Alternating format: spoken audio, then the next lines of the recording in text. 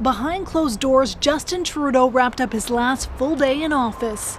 The Prime Minister posting a brief farewell online titled One Last Thing. But I will always be boldly and unapologetically Canadian. My only ask is that no matter what the world throws at us, you always be the same. After almost a decade in power, Trudeau will head to Rideau Hall Friday and resign. Then his successor, Mark Carney, and a cabinet will be sworn in. This is a group of people that need to be ready to face the threats that we are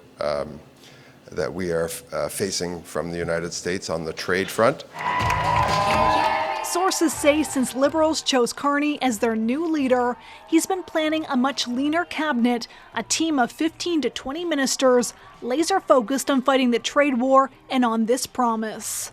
Change that builds the strongest economy in the G7.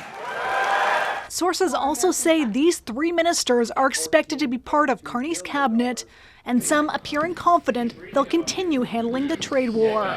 We will still be ministers during that period, or at least we'll see tomorrow.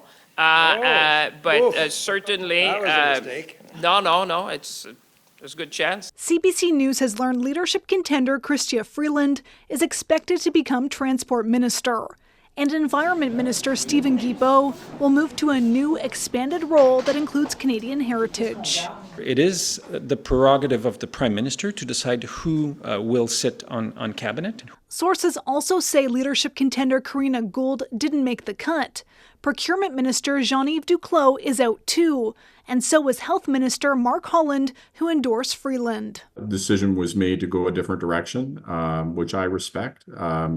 I think the decision was to make a leaner cabinet. Holland also announced he won't run again in the next election, choosing to spend more time with his family. He's now one of 8 ministers who say they're moving on. And Ashley, we're learning a little bit more about the plans for Carney's initial days as Prime Minister, too. Yeah, Adrienne, CBC News has learned that he's expected to travel to London and Paris next week on his first official trip abroad, then trigger an election before Parliament is set to resume later this month. Carney and his cabinet will have to handle this trade war with the U.S. while also campaigning. And it will be up to Canadians to decide next if Carney should be the one to lead this country and take on Donald Trump. All right, Ashley Burke in Ottawa.